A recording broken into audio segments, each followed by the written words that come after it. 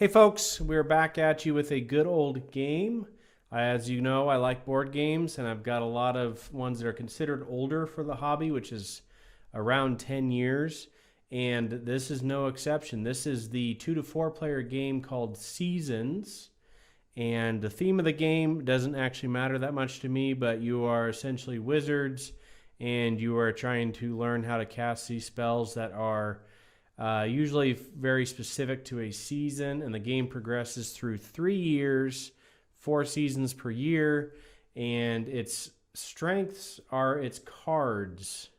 Its strength is its cards, and also one of the strengths of the games would be the dice as well.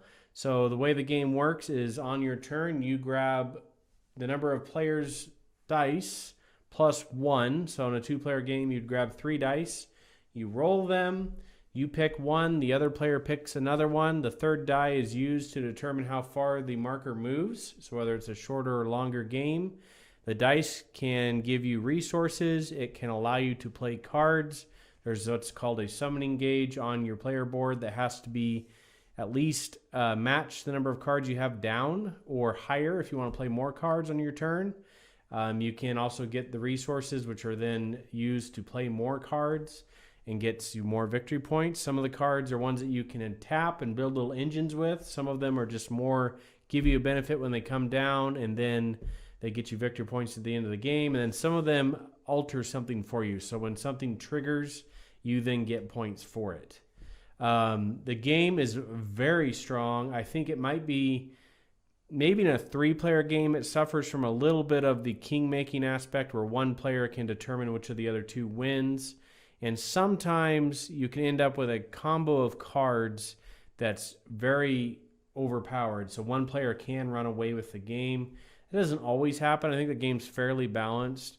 But when you're drafting, if you play it as a 9-card draft, you end up with 9 cards. So if you're drafting from 9 cards, and if you're playing with a newer player, they might not know which cards not to pass you.